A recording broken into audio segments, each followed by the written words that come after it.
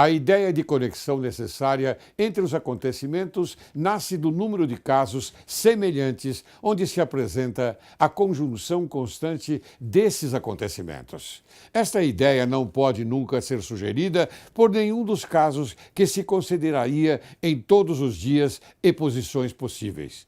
A única utilidade imediata de todas as ciências é a de nos ensinar como podemos controlar e regular os acontecimentos futuros por suas causas.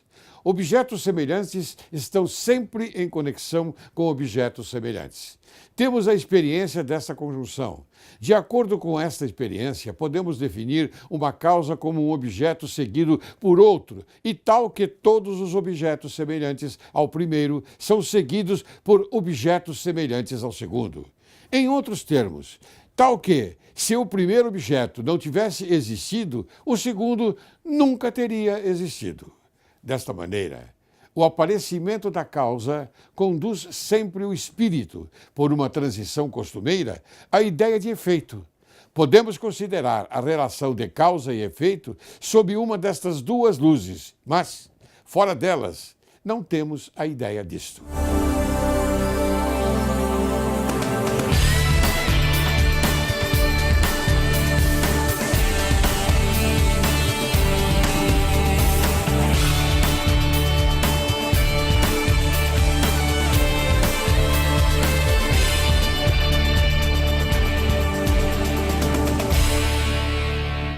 Direito e Justiça em Foco é o teu programa e o Brasil é o teu país. Inicio o programa de hoje com a citação de Ana Sofia Sweetshine. Queres levar o mal aos últimos excessos, desanimar o fraco, envenenar o coração desenganado? Pronuncia com palavras duras e altaneiras a severa verdade. E podes estar certo de que todas as paixões que o teu zelo excita hão de duplicar a sua violência. Hoje, Direito e Justiça em Foco apresenta a você, caro telespectador, o Dr. Fernando Cordioli Garcia, juiz de direito aposentado. Foi professor da disciplina de Ciência Política, período noturno do curso de Direito da Universidade do Planalto Catarinense, Uniplac, em Lages. Pós-graduado em Gestão Judiciária para magistrados do convênio da Academia Judicial, Universidade Federal de Santa Catarina. Sentença criminal publicada na Revista de Jurisprudência Catarinense, Tribunal de Justiça do Estado de Santa Catarina. Artigo publicado a não remuneração de assistentes judiciários na Lei Complementar Estadual número 157/97 e outros apontamentos jurídicos, publicado na revista da Escola Superior da Magistratura do Estado de Santa Catarina, volume 13, número 19, janeiro-dezembro 2006, Florianópolis. Programa Universidade Solidária Regional. 23º Batalhão de Infantaria em Blumenau e Universidade Federal de Santa Catarina. Treinamento e capacitação para as atividades filantrópicas e educativas do programa. Título de cidadão otaciliense pela Câmara de Vereadores de Otacílio Costa, bem como moção de reconhecimento da Câmara de Vereadores de Sombrio pelos relevantes serviços prestados como magistrado. Instalou o Conselho da Comunidade da Lei de Execução Penal em Otacílio Costa em 2012. E tenho certeza absoluta que eu poderia ficar aqui durante mais alguns minutos falando sobre o currículo desse jovem juiz de direito aposentado. Como vai você? Tudo bem? Ótimo. É uma grande honra, Dr. Cordioli, recebê-lo aqui nesse dia no programa Direito e Justiça em Foco. A honra é minha, desembargador, ser recebido no seu estúdio, na sua casa, nesse belo bairro de Higienópolis, em São Paulo. Exatamente. Cordioli, veja, a sua situação, me perdoe fazer esta colocação, mas é a verdade. É polêmica. E eu outro dia estava assistindo a internet, fui buscar alguma coisa na internet e me deparei com uma notícia que me causou um pouco de surpresa por se tratar de um colega meu juiz de direito. porque nós somos colegas. Eu sou desembargador, aposentado, mas você é um juiz de direito. E eu tenho muito orgulho de tê-lo como colega. Então eu gostaria de colocar no ar esse vídeo do excelente jornalista Ricardo Boechat, que é uma magnificência na imprensa nacional. Eu até presto a minha homenagem a você, caro Ricardo Boechat, pelo seu trabalho, pela eloquência das suas posições em relação à justiça. Eu vou colocar e você vai me falar alguma coisa sobre ele depois. Roda o vídeo. CNJ pediu ao Tribunal de Justiça de Santa Catarina que submeta a exame de sanidade mental, olha que loucura aqui, o juiz Fernando Cordioli Garcia. Ele tem 33 anos e é bastante conhecido em Santa Catarina por ser um crítico permanente do próprio judiciário catarinense, do Ministério Público, da classe política, etc. e tal. Ele foi afastado da comarca que comandava, que é a comarca de Otacílio Costa, a região de Otacílio Costa ali, que fica a 250 quilômetros da capital catarinense, Florianópolis, sobre acusação de instabilidade. Esse é o primeiro passo para exonerar esse juiz da magistratura. Agora vejam só, nós cansamos de ver juízes envolvidos em todo tipo de crime, de bandalheira e até assassinatos. Já houve casos aí flagrados em câmeras de supermercado de juiz dando tiro, matando gente por causa de discussão banal, etc. e tal. Para você expulsar da magistratura, sem direitos, sem salários e tal, esses caras cometeram esses crimes, venderam sentenças e tal, é uma dificuldade enorme. Eles são no máximo aposentados, preservam uma série de prerrogativas, inclusive o salário. Pois este aqui, sob acusação de instabilidade, vai ser submetido por ordem do CNJ, olha que loucura, a avaliação psiquiátrica para ver se é um cara maluco e com isso é afastado.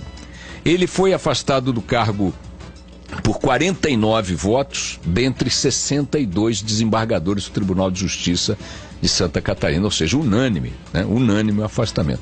Que crimes tem cometido este juiz?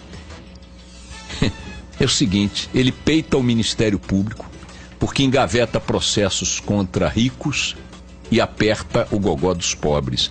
Ele criou a expressão dizendo que um promotor engavetava acusações contra a elite e os coronéis da política da cidade e só processava os PPP. Sabe o que é um PPP, ô Barão? Pretos, pobres e prostitutas. Em 2007, o juiz Cordioli, que está lá em Otacílio Costa, ele está juiz desde de 2007. Em 2010, ele foi chamado, ganhou o nome de juiz Coragem, porque nos autos dos processos registrava os desvios éticos e profissionais dos próprios juízes de Santa Catarina, de promotores, de servidores e de advogados. Estava prestes a ser promovido quando foi afastado agora do cargo. Ele diz que foi considerado inimigo público do Ministério Público porque denuncia que nos processos em que atuava só ricos e poderosos eram poupados, o resto pau no burro. Coisas que ele fez, para dar exemplos rápidos aqui.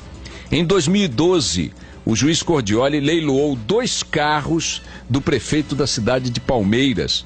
Leiloou em praça pública para pagar condenação de desvio de dinheiro público feito pelo prefeito. Tinha um terceiro carro do prefeito que precisava ser leiloado e o prefeito saiu com o carro, fugiu com o carro. Sabe o que ele fez?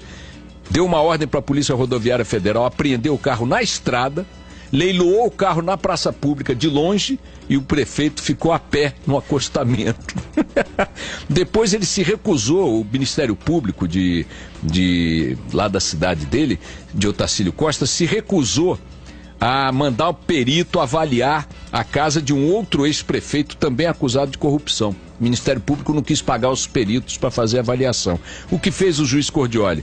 Foi no batalhão de engenharia do Exército, pediu apoio de engenheiros do Exército, cercou a casa do prefeito com um destacamento militar, avaliaram a casa, fotografaram a casa e pronto, ia para leilão para transformar também num centro de acolhimento de menores carentes. Num processo ambiental, ele ordenou a Fundação de Amparo do Meio Ambiente a derrubar a casa de um vereador que tinha sido construída numa área de preservação. Aí a Fundação Estadual do Meio Ambiente não demoliu, ficou lá cozinhando. O que fez o juiz? Chamou um operário, pegou uma marreta e foi ele mesmo lá demolir a casa. É mesmo? Agora, pessoas condenadas a penas alternativas por ele não cumpriam as penas e por outros juízes. Ele se irritou e intimou a esses condenados a penas alternativas a comparecerem ao quartel da PM às 9 horas da manhã, todos os sábados, e ele recebia essas pessoas lá com uma pá na mão e comandava operações de tapa-buraco nas ruas de Otacílio Costa. Ações como essas soam de fato loucas, porque afinal de contas, como é que pode um juiz acusar o Ministério Público de proteger os privilegiados e apertar os pobres? Como é que pode leiloar o carro do prefeito em praça pública e deixar o prefeito a pé no acostamento? Como é que pode denunciar os colegas juízes por improbidade, irregularidades, mandar prender político ladrão? Como é que pode isso no Brasil? Realmente, qualquer juiz, qualquer autoridade, qualquer pessoa que faça isso vai ser chamada de maluca.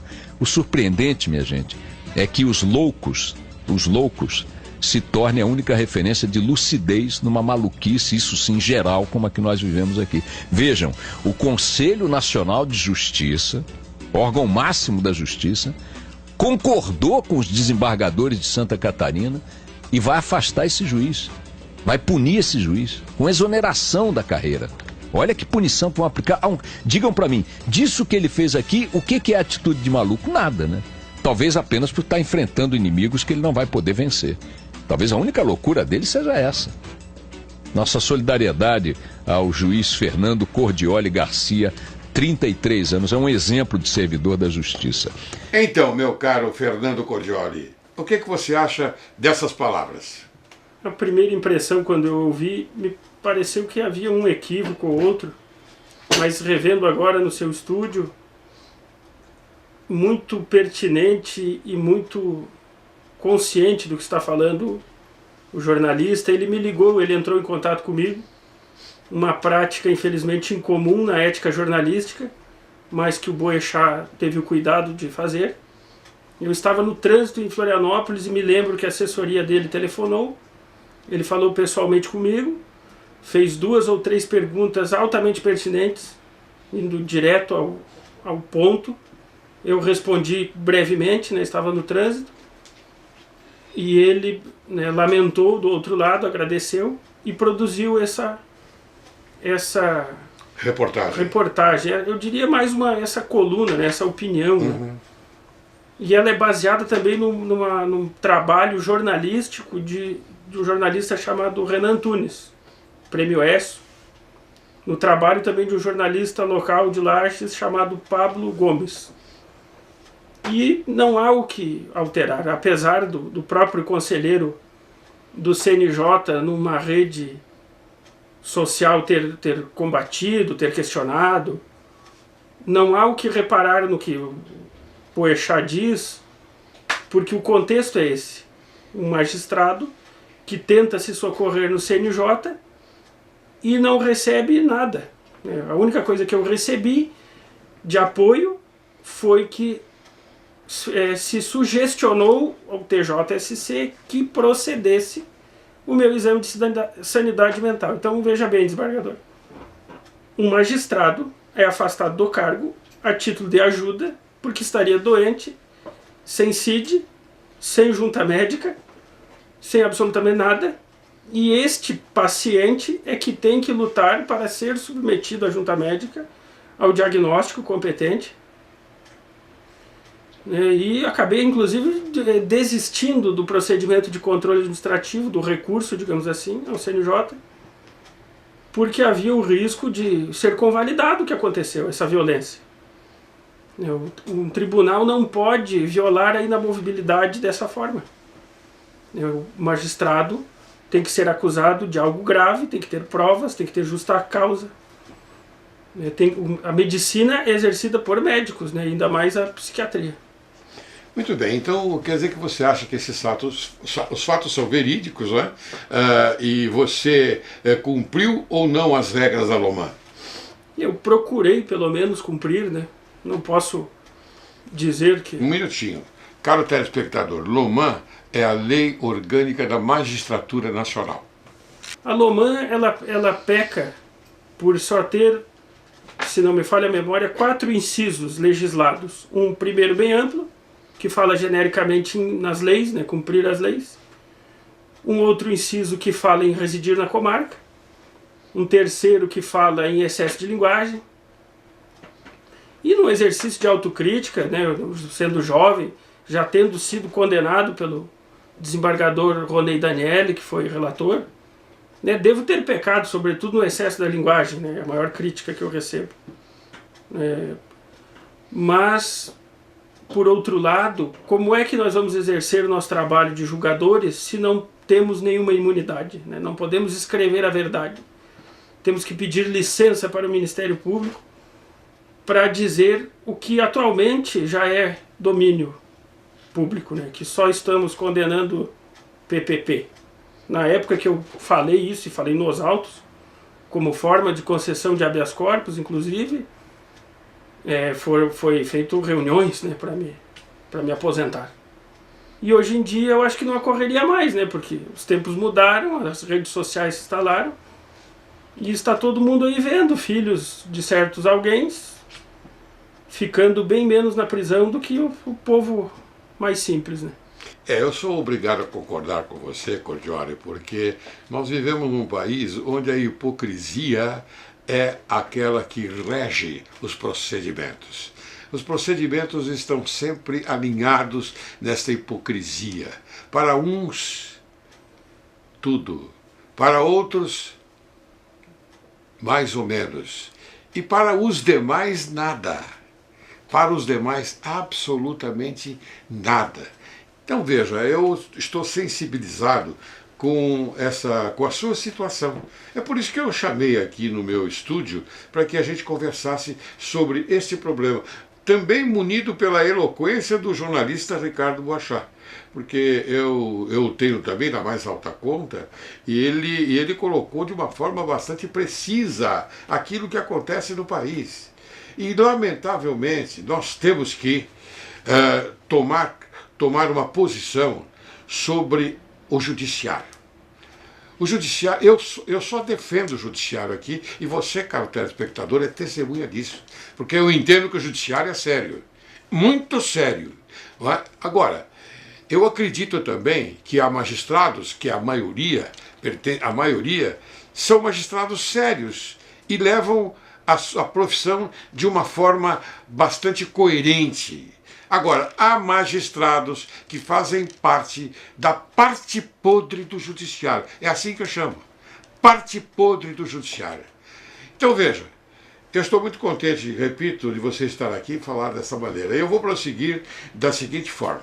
O artigo 26 da LOMAN, Lei Orgânica da Magistratura Nacional, diz que o magistrado vitalício só perderá o cargo se ocorrer em ação penal por crime comum ou de responsabilidade. Pergunto, você cometeu algum crime comum ou de responsabilidade? Não cheguei nem a ser denunciado. Apesar de muitas... Mas você cometeu algum crime comum, por exemplo, matar alguém, outra coisa, furtar ou roubar, sacar de uma arma e colocar na cabeça de um cidadão normal? Eu digo isso, estou exagerando um pouco. Não, não fez nada disso. Nenhum carteiraço, nenhum porte de arma, nenhuma falsidade ideológica. Fui acusado, vulgarmente falando, de forçar uma drogada a se submeter a um procedimento de laqueadura. Mas isso não chegou à denúncia também.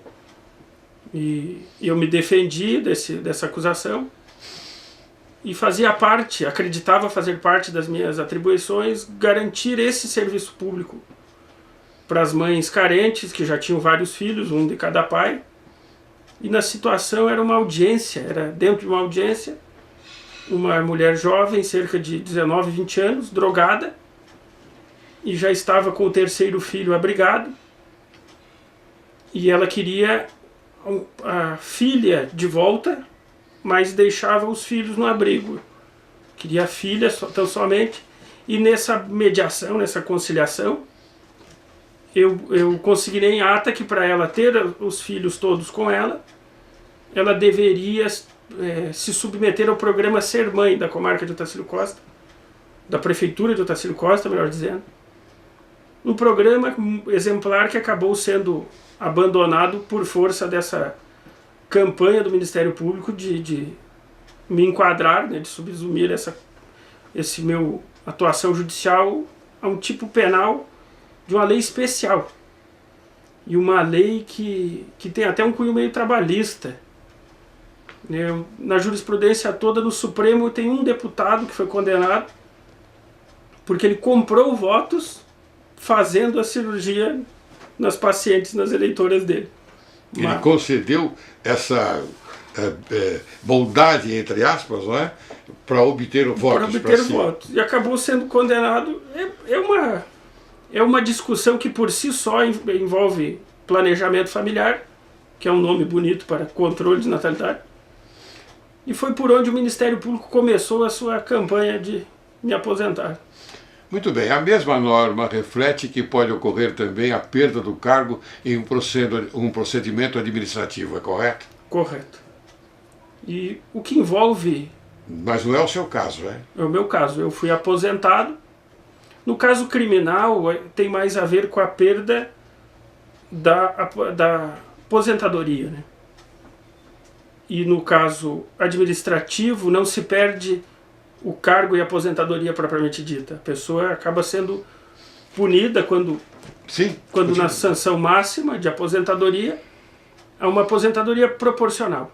Muito bem, você vai me contar essa história da aposentadoria no bloco seguinte, que agora eu vou fazer um pequeno intervalo e depois nós vamos retornar. E nós vamos iniciar com esse prosseguimento sobre a sua aposentadoria.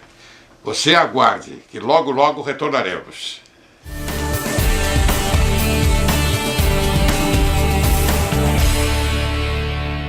O direito, em nossa opinião, é um instrumento de realização da justiça. O direito concretiza as normas reguladoras dos comportamentos humanos tendentes à realização da justiça. Todavia, nem sempre o direito realiza a justiça. O direito é sempre jurídico, mas nem sempre é justo. A Alemanha nazista viveu sobre um sistema de leis que formavam o seu direito positivo, que era jurídico, mas não era justo. Nos Estados Unidos da América do Norte, no estado da Filadélfia, especificamente na cidade de Mênfis, há um juiz de direito que prefere usar de uma tecnologia própria, fazendo com que a aplicação da lei tenha como consequência especialmente a garantia e a segurança de que a vítima não seja lesada pela ação criminosa de um delinquente. Significa que, ao prolatar uma sentença penal, permite fazer de seu conteúdo o revide legal em benefício da vítima, dando permissão de adentrar a residência do agente e de lá retirar qualquer objeto de valor visando integralizar seu patrimônio na mesma proporção da ação praticada, sendo desta forma legitimada pela proteção policial e, por vezes, acompanhada pelo próprio magistrado.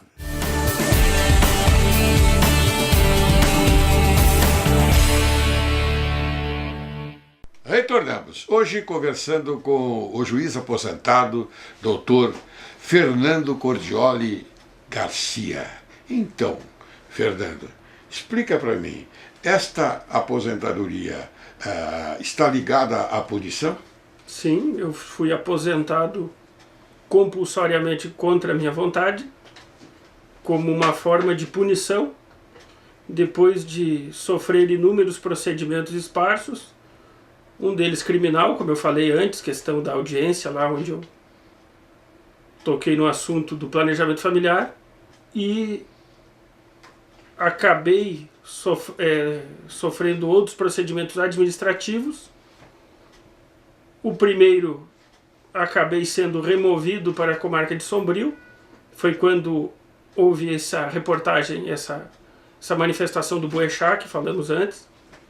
Posteriormente teve um processo criminal que não chegou à denúncia, ligado também à questão do planejamento familiar. Eu ofereci exceção da verdade contra a suposta vítima, o promotor de justiça da minha comarca, o qual foi permutado para a minha comarca com a missão de me assediar. Depois eu sofri outros procedimentos que não passaram pelo pleno, pois não tinham justa causa nenhuma. Um deles, por exemplo, alguém, um advogado, um jornalista, criticava alguma coisa da comarca, a qual era minha, mas não estava sendo ocupada por mim, e queriam que eu pagasse por isso, né, violando a imunidade jornalística, a imunidade advocatícia, e eu simplesmente não era o autor, né. Esses processos foram recusados no pleno, depois de muito gastarem minha energia, meus rendimentos, pois eu tive que me defender nas fases preliminares, para ao final concordarem com a minha defesa, até que um quinto procedimento me afastou pela segunda vez do cargo.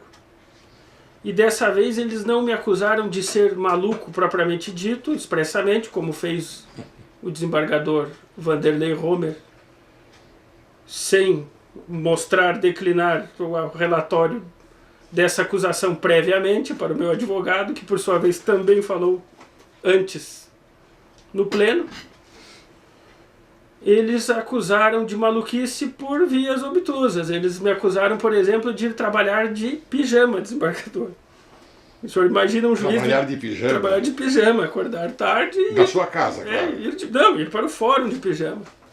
Me acusaram de gritar pelos corredores, me acusaram de quebrar um portão.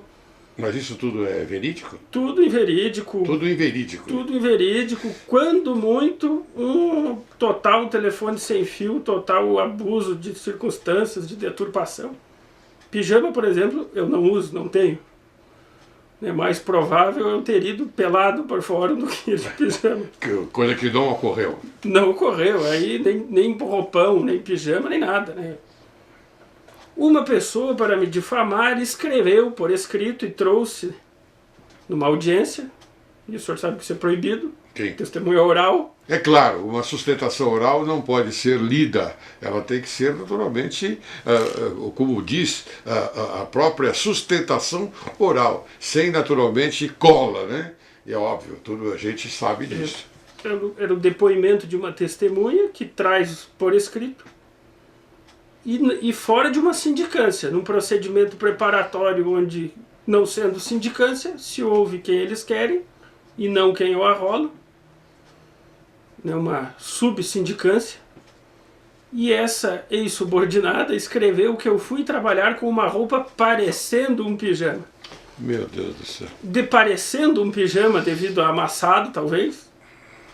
Provavelmente eu devo ter passado alguma madrugada trabalhando com a polícia, que era muito comum.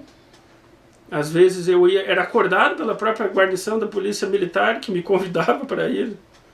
Porque o trabalho deles era noturno, e eles tinham um bom relacionamento e gostavam de conversar com o juiz da comarca. E é uma coisa que eu também estimulava para ter contato com quem está na linha de frente nas ruas. Conhecer os bairros e me informar, né? Levantar informações. E era isso, né? A roupa amassada como um pijama de alguém que dormiu e foi trabalhar. Estimado Cordioli, eu vou fazer uma pausa aqui porque eu vou mostrar para você alguma coisa a respeito desta parte que você falou agora. Um juiz que vai ao local dos fatos. O direito, em nossa opinião, é um instrumento de realização da justiça. O direito concretiza as normas reguladoras dos comportamentos humanos tendentes à realização da justiça. Todavia, nem sempre o direito realiza a justiça. O direito é sempre jurídico, mas nem sempre é justo. Na Alemanha nazista viveu sobre um sistema de leis que formavam o direito positivo, que era jurídico, mas não era justo. Nos Estados Unidos, é agora que entra a minha colocação a respeito dos fatos que você comentou, da América do Norte, do estado da Filadélfia, especificamente da cidade de Memphis, há um juiz de direito que prefere usar de uma tecnologia própria, fazendo com que a aplicação da lei tenha como consequência especialmente a garantia e a segurança de que a vítima não seja lesada pela ação criminosa de um delinquente. Significa que, ao prolatar uma sentença penal, permite fazer o seu conteúdo o revide legal em benefício da vítima, dando permissão de adentrar a residência do agente e de lá retirar qualquer objeto de valor, visando integralizar seu patrimônio na mesma proporção da ação praticada, sendo desta forma legitimada pela proteção policial e, por vezes, acompanhada pelo próprio magistrado. Eu me lembrei desse fato, por isso que eu estou contando aqui. E é uma realidade. Em Mênfis, lá há um juiz que procede dessa forma. Então, continue. Você acha que foi injustiçado?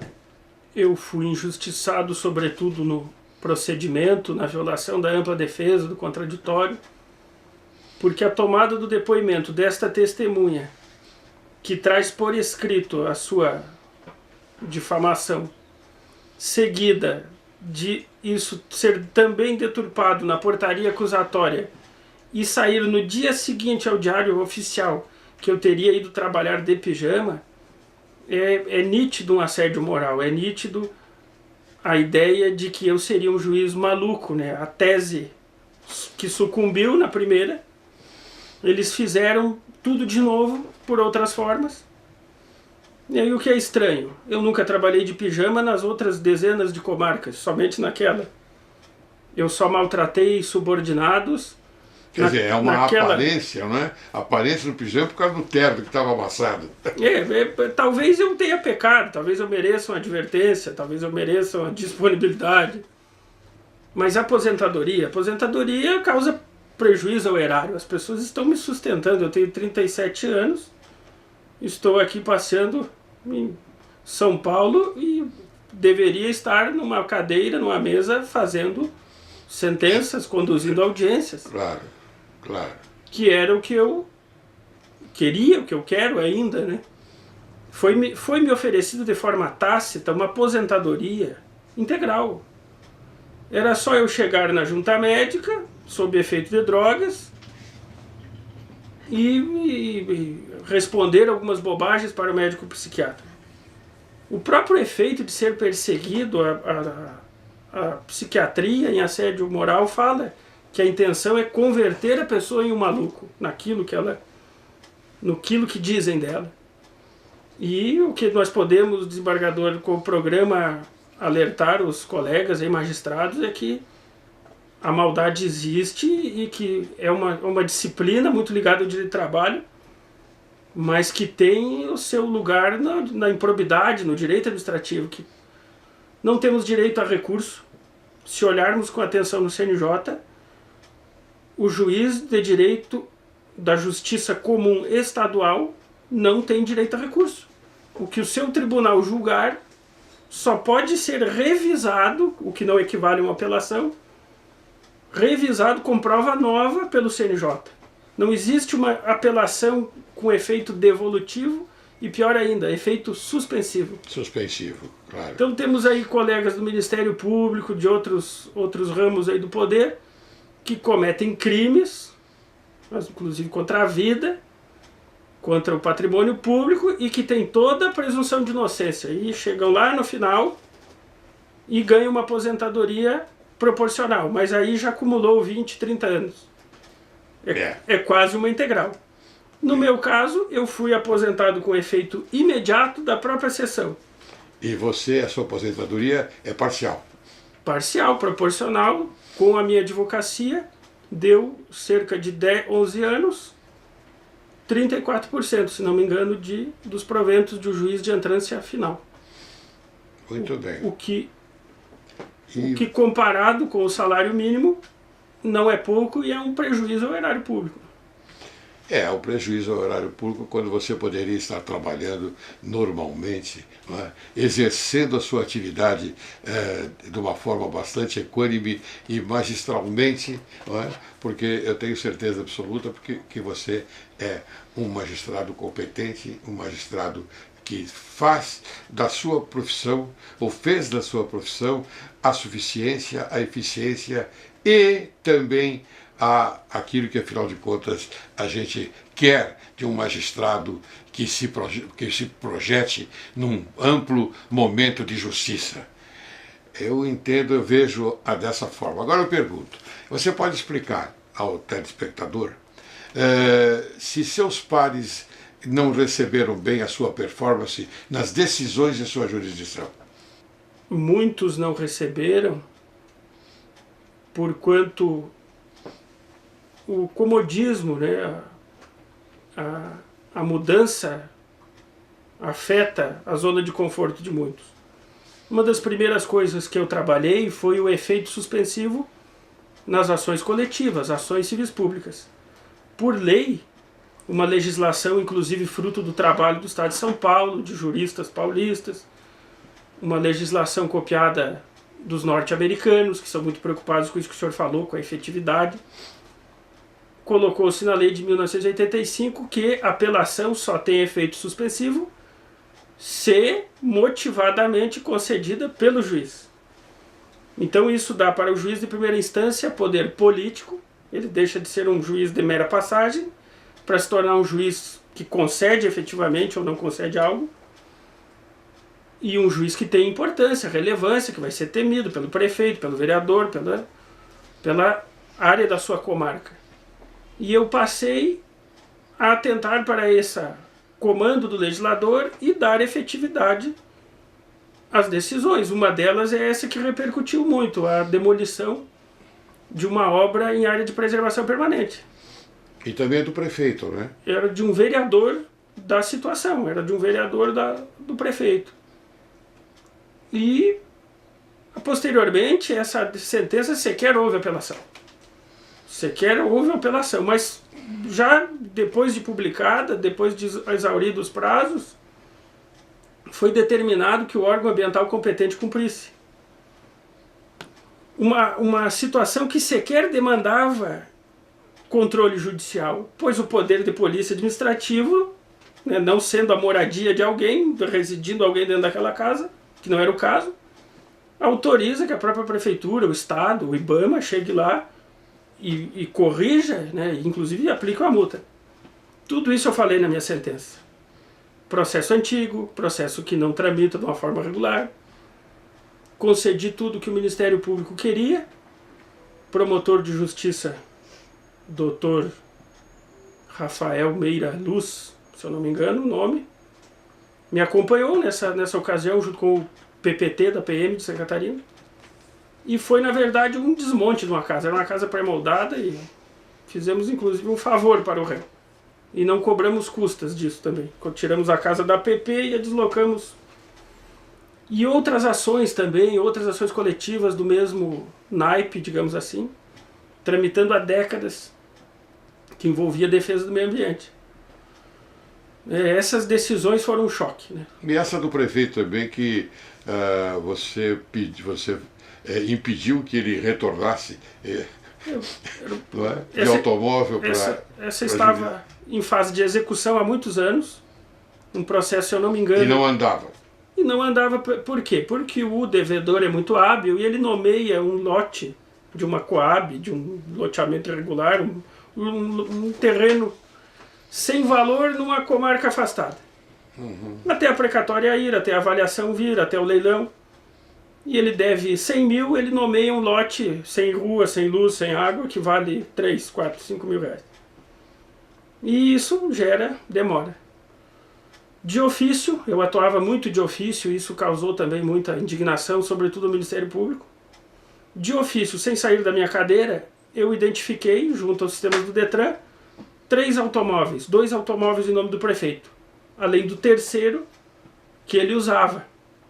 O número da placa era o número de votos do partido dele e a sigla era correspondente ao partido. E ele usava, guardava na sua garagem, mas não o tinha em seu nome. Os outros 2, sendo um de luxo, estavam com os filhos. E pelo menos um mais caro, escondido. Um dia de manhã a Polícia Civil me telefona. Por conta desse relacionamento direto com a polícia, a polícia mandou um SMS na época direto no meu telefone, dizendo: o carro tal está passando em tal lugar a 180 km por hora. E havia um mandado de busca. Eu recolhi as precatórias. E, aliás, a velocidade incompatível com o local. Muito incompatível, beirando o dolo eventual, né, no caso de um atropelamento. Sim. E recolhi as precatórias daqueles imóveis e, de ofício, determinei a busca e apreensão dos 3 veículos, incluído aquele que não estava no nome do prefeito, mas pela teoria da aparência, né, um indício de que ele, inclusive, estava ocultando bens. Ocultando o que é dele em nome de terceiros. E começou por esse. Não, esse eu acho que foi o último. Os 2 foram cumpridos pela PM, e remanesceu esse. E graças à dica do policial, pulei da cama cedo, passei um fax para a Polícia Rodoviária Federal, que prontamente abordou o automóvel e não deixou o prefeito seguir. Muito bem. E isso foi um choque para a comunidade serrana catarinense, que nunca tinha visto um juiz daquela forma. Foi um choque para alguns dos meus colegas juízes, embora tenha o apoio de muitos outros colegas, né, juízes de entrância especial, quase desembargadores. E é o que o senhor disse, né, não foi bem recebido, era uma outra forma de aplicar o direito, mas um direito que está na lei, né, desde o Código Penal, do Código de Processo Civil. É a herança que juízes como eu recebemos do senhor, né, do trabalho dos que vieram antes. Muito bem. Eu noto que você, caro Cordioli, foi um magistrado bastante eficaz, e noto também o seguinte, que aqui está se projetando, entre parênteses, uma injustiça que acho que deve ser corrigida. Eu não posso pedir aqui mais do que isso. Corrigir essa injustiça, para esse nobre e culto magistrado que defende o judiciário, que defende a sociedade, que dá ânimo para que as pessoas de bem continuem a projetar pela transparência a esperança para esse nosso Brasil. Cordioli, eu vou fazer uma pergunta, você responda sim ou não. Você acha que a magistratura, que a lei orgânica da magistratura deveria ter sido reformada para melhor disciplinar o comportamento dos juízes? Sim. Muito bem. Qual o papel do CNJ em relação à disciplina dos magistrados e comportamentos considerados, em tese, contrários ao Código de Ética? O CNJ vem pecando e violando, inclusive, tratados internacionais. Muito bem. Cordioli, infelizmente eu estou terminando o programa. Eu lamento isso, mas lamento porque você nos deu aqui uma lição de vida. Você nos deu uma lição de como ser magistrado. Eu posso falar isso publicamente, porque estou sentindo, conheci você, investiguei, eu vou ser sincero, investiguei a sua vida antes de você chamá-lo. Me perdoe, mas investiguei no bom sentido. É o seu trabalho mesmo. Eu quero saber com quem eu estou falando. E eu estou falando com uma pessoa de bem. Eu faço para você a entrega de um presentinho aqui do programa Direito e Justiça em Foco, que é para você fazer as suas anotações. Muito obrigado. E junto com isso também, eu ofereço a você um livro que eu fiz a tradução, O Crime Complexo, de Silvio Ranieri, e a Quartier Latin publicou. Aqui. Agora eu peço as suas considerações finais. Eu daqui a pouco vou fazer para você a minha... esse aqui é o Silvio Ranieri. O senhor traduziu. Eu vou oferecer para você daqui a pouco. O senhor verteu de qual língua? Do italiano? Exatamente. É que eu morei durante 2 anos na Itália, então por isso que eu me atrevi a traduzir esse livro. Eu fico muito contente. Suas considerações finais, por favor. Bem, desembargador, eu agradeço, é uma honra. Eu acho que a minha maior contribuição como aposentado é, nesse programa, com a ajuda do senhor, deixar a mensagem para os novos magistrados de que atentem para esse fenômeno do assédio moral, que é estimulado pelo fato de uma LOMAN antiga, não recepcionada, substituída por normas do CNJ que não passaram pelo Congresso, né, normas de processo, normas que atacam as garantias da inamovibilidade, por exemplo, os princípios de Bangalore, o próprio Pacto de San José da Costa Rica. ao não nos concederem direito de recurso. Isso é fruto também de uma tradição do direito brasileiro onde o tribunal é superpoderoso. As pessoas podem imaginar que qualquer abuso cometido contra mim ou contra o senhor vai ser solucionado pelo STJ, mas não. É solucionado dentro do próprio TJ, ao qual estamos submetidos, o que sem direito a recurso, o que estimula a impunidade, o assédio moral, a perseguição dos juízes. Além de mim, há muitos outros juízes pelo Brasil na mesma situação. E contrariando a Constituição da República, que não há, naturalmente, não há tribunal de exceção. Isso. Correto? Correto. Encerro o programa de hoje com a citação de Coelho Neto. Não há arrimo mais firme do que a vontade. O que se fia em si mesmo é como o que viaja com o roteiro provido de farnel e não perde tempo em informar-se do caminho nem em buscar estalagem para comer. Quero agradecer muito esse nobre magistrado aposentado, a presença dele aqui no programa Direito e Justiça em Foco, doutor Fernando Cordioli Garcia, que abordou o tema sobre a Lei Orgânica da Magistratura Nacional, deu-nos uma noção que o exercício da magistratura, falando sobre as prerrogativas e os deveres dos magistrados. Portanto, o programa Direito e Justiça em Foco sentiu-se honrado, e eu digo isso de coração, com a nobre presença desse ilustre magistrado. Muito obrigado. Eu que agradeço, desembargador Laurélio, é uma honra estar aqui em São Paulo com o senhor. A honra é minha.